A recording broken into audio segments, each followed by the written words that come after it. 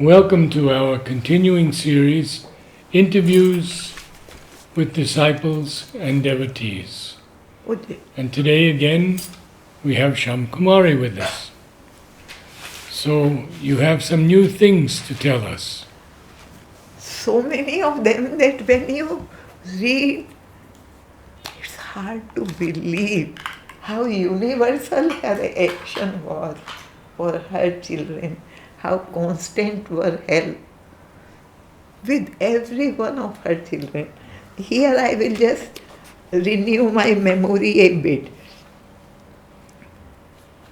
In July 67, a disciple, devotee, young devotee, in July his father suddenly died, leaving behind 7 children, and 4 of them is still in his school. So the family was totally devastated. They informed the mother. Anyway, the father wanted this son, who was the eldest, to be in the school, to be a doctor. So he enrolled in a medical college after his death. But there, it was a co-education institute, and poor B, let us call him B, he had never studied with girls, and in his class there were 13 girls, medical college, and 2 boys. So they felt very uncomfortable with 13 girls around. And when they did dissections of cadavers in the lab, the other boy, whose family was they were devotees, he started telling stories about Mother and Aurobindo to be. They would dissect cadavers and talk about Mother and Aurobindo. In such strange circumstances, B learnt about Mother and Aurobindo. Then further, something terrible happened. In February 68, that is only 8 months after his father's death, his mother was diagnosed with cancer, which had to be operated upon at once. And it was serious. So he wrote a letter to the mother, B wrote a letter, "Mother, please save our physical mother. We are so young, all of us, 4 of us not settled or married. We need her to take care of us. Please, Mother, save my ma." A blessings packet arrived, and the married children, their spouses, they all signed that application to Mother. And the blessings came before the surgery, before the operation. So when she was wheeled in the operation theatre, B had been looking after her for many nights. So he went to sleep outside the operation theatre in the nearby room. And there he had a dream in which he saw his mother being operated upon and Divine Mother standing nearby and watching the operation. It was a dream. Anyway, he woke up and came and he stood outside. 2 of his cousins were doctors, and they went in the operation theatre with the doctor. So one of the doctor cousins came out and she told him, "You see, while the operation was being carried on, suddenly her heart beats and pulse stopped. She was dead. And they wanted the operation to stop. Why complete it when she is dead?" But the chief surgeon, and the drip was still continuing. It's a decision 4-5 minutes. So the chief surgeon said, "No, I will complete the operation." And then the pulse came back. And he finished the operation, and this cousin doctor came out and told all this. And she had a feeling that mother was standing near her. So when she recovered fully, she came here for mother's darshan. And when she went to the mother, mother laughed merrily as if she were an old friend. Doctor said she will live 10 more years. After that, she lived 21 years and she survived a major heart attack.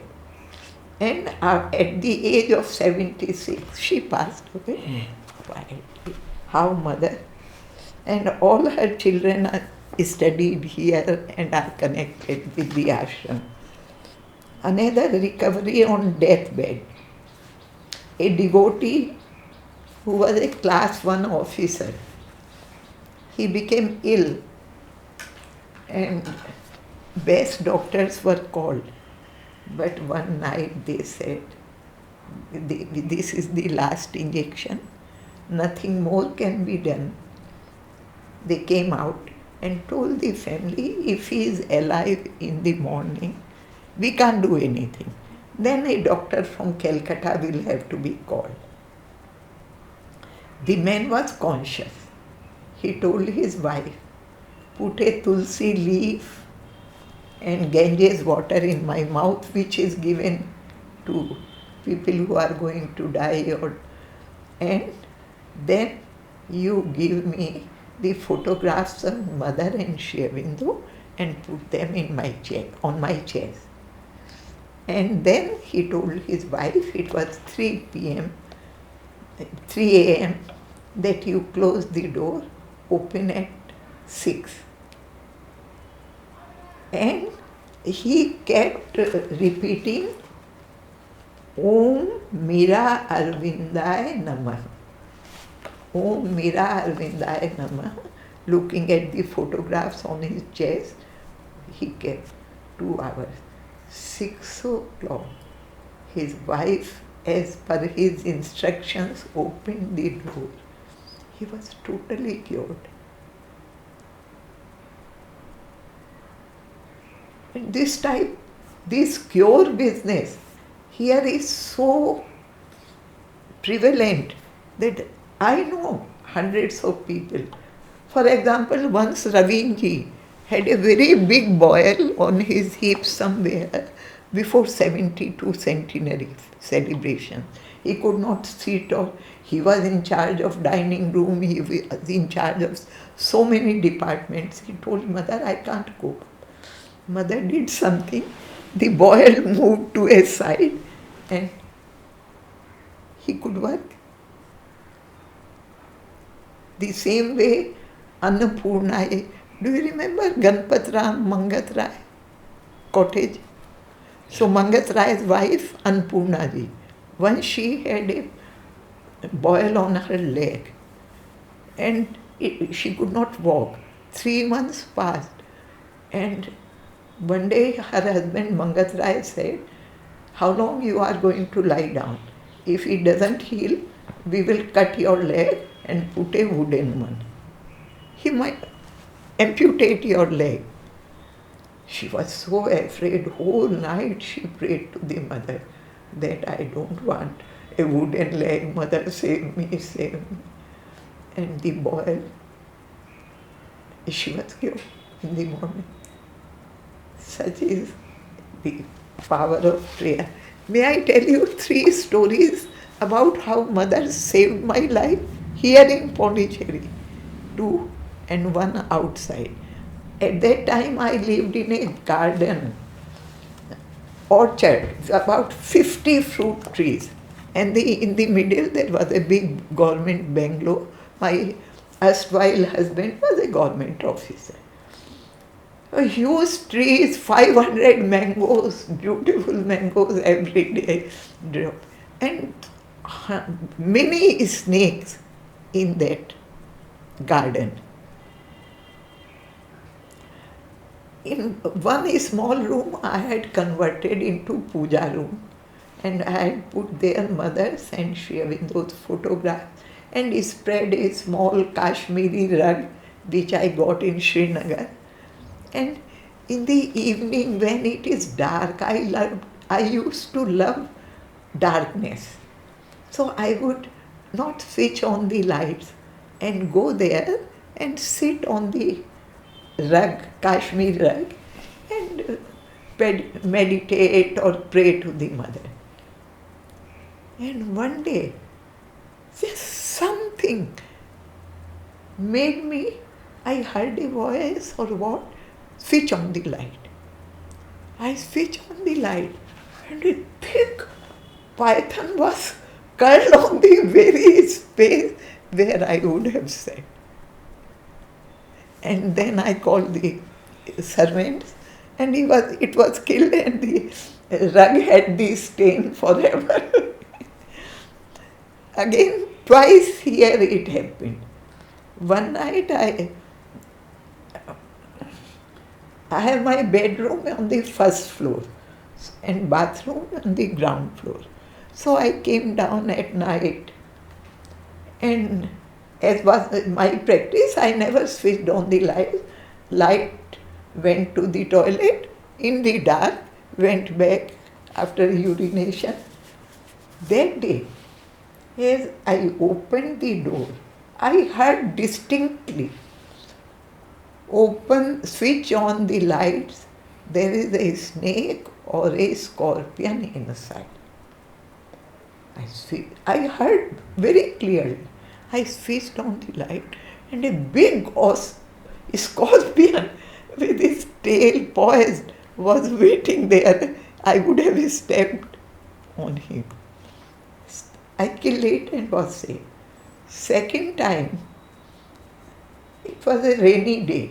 I had been to school and some straw pieces during when you walk through water, they stick to your chappal. So when I went to come out for the afternoon class or to go to dining room, I saw some creamish color, what seemed to me straw pieces is sticking to my chappal where my toes would be. I was a very active person and something made me stop. And I called my servant, let's see what is sticking to my chappal.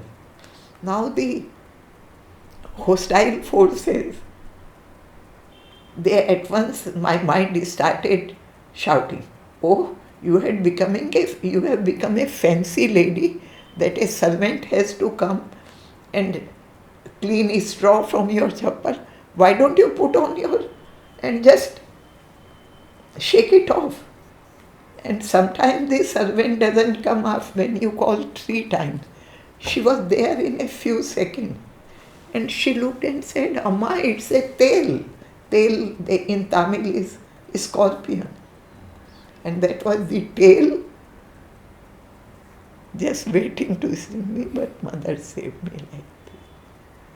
And all of us have many such experiences. Once I was very, very ill. I almost died of hepatitis B. But there I remember one sweet thing, that I wanted a particular photograph of her. I must have that when I was very ill. And one of the sisters, an ashramite, Leelati, she had this photograph autographed by the mother probably. And she brought me her own photograph and I could look at it. It sustained me like this. What you need to remain alive, she will send. Once I was in Jipmer and my family had not been informed that I was very ill. This same illness, hepatitis B. Then Surekha, Savitri Surekha, how mother cares for us. Hepatitis B, actually if you can eat, you are cured. Medicines don't cure you much. So my food was sent to me from ashram dining room. My son Kim was 10, 11, he went to school. Kesri Chand Surekha had a tiny operation, I think fistula or something. I didn't know them, Mrs. Surekha, Mr. Surekha. But their son and my son were class fellows. So one day the man who brought my, Niranjan Bhai, who brought my lunch from dining room to Jitmer, he gave this tiffin carrier to Savitri Surekha, who was looking after her husband, a small operation, and told her, there is a lady, I have to go somewhere, you give first floor there her food. She brought up that food. I was all yellow even, but she combed my hair, sat on my bed, took care of me, brought food that I needed for me, cooked that food. I wanted rice with gourd. She cooked that for me. And when my sisters, 3 sisters came 15 days, they left their children behind to look after me. And they all went with same ashram car to Jitmer, so they became friendly with Mrs. Surekha. And after they went away, for 1 more month, she cooked food for me. And it was so pure and so beautiful and tasty. Of course, it had to be blend for hepatitis B, that it could have been offered to the mother. With such purity, she made food for me. Who is looking after us? Only mother through her children. Then one devotee started smoking in 1923-24. Previously it was now and then. Then he became such an addict that he smoked 5 or 6 packets every day, very costly foreign cigarettes. This continued. He tried to leave many times, sometimes he left, but ultimately he used to go to Sri Aurobindo circle in his city, and he wanted to come and have Sri Aurobindo's darshan.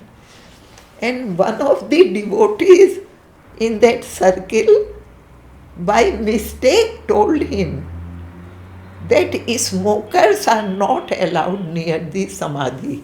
Instead of smoking is not allowed near samadhi, told him smokers are not allowed near samadhi. So this man thought, what will be my going to Pondicherry if I can't go to the samadhi? And then he decided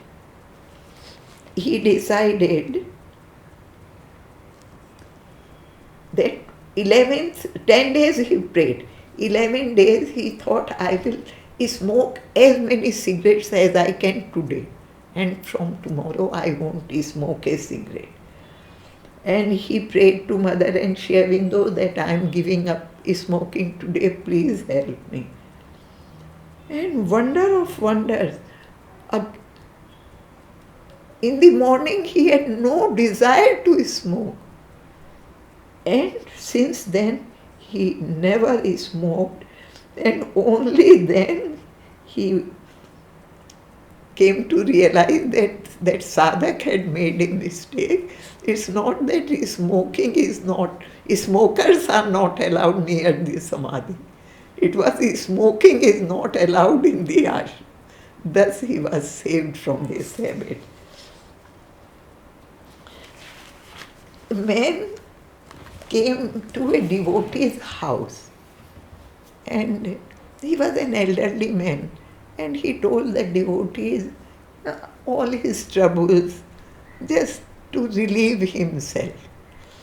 And one day he told that he was a widower, his only daughter was married, that she has come back from her husband's house. He had tortured her so much that it was impossible for her to remain there.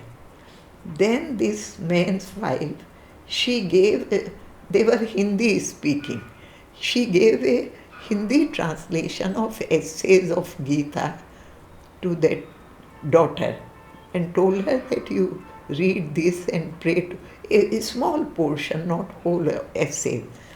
The girl read the whole thing in a day, and she fell in love with the book, and she started praying to Mother and Sri Aurobindo.